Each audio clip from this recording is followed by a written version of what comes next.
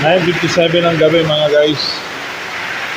Nandito kami nag-aayos sa shop natin, sa kitchen kasi sayang oras eh. At bukas biyahe na ako. Pero so far, hindi ko alam kung magandang pangyayari ay bumabagyo ngayon. Sobra, naririnig nyo naman, sobrang lakas ng ulan ito. Magkakabit tayo ng yero. Sabihin naglilinis, kakabit natin dito. Umatapon. So ganito talaga sa panahon ng kalamidad sa negosyo. Kahit naman hindi sa talagang gising tayo, inahabol sana natin.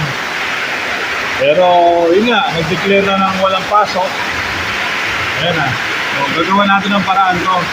Ang magandang nangyayari naman, nakikita natin kung ano ang dapat natin gawing solusyon sa pag-ulan na to. Para bago tayo umalis, masettle ka natin. Kita nyo naman kung gaano kalakas ang ulan ngayon. Yan. First day kahapon. Kanina pala. First day kanina ng klase.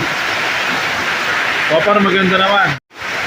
Maraming salamat sa mga sumuporta at sa mga kumain dito. So, shoutout sa inyo mga guys. Sa mga tumangkilik ng Soya Kitchen Studio. So, ayun po si Chef Jazz. Naglilinis na. Hindi pa natin na-post yung kanyang graduation. Kaya check nyo na lang sa page ng TV. Ayan, bukas. Bukas na yun. Ayan si Bagwis. Okay. Maririnig nyo, lakas. Bagyo dito. Bagyo ngayon sa dito sa Lawag City, Ilocos Norte. Hindi ako sure, pero ang alam ko, bagyo eh. Yan, lakas ng tubig. Napakataas ng tubig kanina doon sa dinaanan namin. Mabuti nakakaahon si Bagwis. So sa ngayon, para hindi masayang ang oras, habang nandito ako, i-repair natin ang mga dapat i-repair. Magandang bagay nga at umulan. Nakita natin yan, yung mga nakalampas sa atin, nakaligtas sa atin nung nakaraan na naglilinis nakabit tayo ng epoxy sa bubong.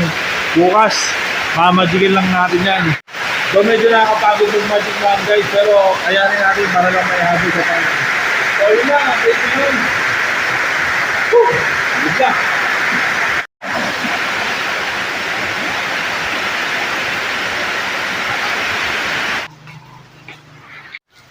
Bagyo pa rin mga guys dito sa Lawag City.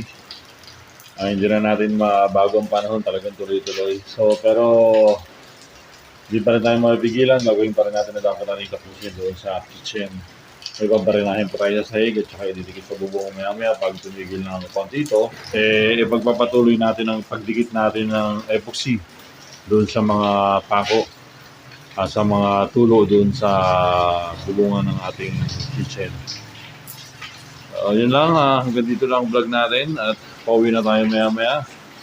Mamayang gabi pala. Pinitin natin may magawa pa rin. Dahil ganinang umaga, meron naman tayong accomplishment. May ginawa tayo, naglaba tayo ng maraming labahan. Pero syempre dapat pa rin natin yung di ba, yung natin sa shop kasi wala naman ibang gagawa nun. At para makatipid tayo sa labor. Hindi lang makatipid sa labor, para talagang pulido ang trabaho. Hindi yung bara-bara lang na tulad ng mga binabayaran eh. Yun, yan. Gumawa tayo ng dito. Yun, no? Ang dami nating nalabang kanina. So mga guys, yan, mga nakasabit na. So yun lang ang update sa atin dito sa Lawag City. At masama talaga ang panahon simula pa nung Biyernes nung dumating ako, talagang maambon, bibihira lang ako umaraw at talagang halos hindi sumisikat ang araw dito. Wala ng ulan, pinipilit natin magtrabaho kahit maulan, which is may cover lang tayo sa ulo. O yan, kung maririnig yan, lakas talaga. So tuloy-tuloy pa yan, baka hanggang sa Biyernes makauwi na tayo dito sa Manila. Wala na, talagang hirap, alas sa uminit pag nakauwi na tayo ng Manila.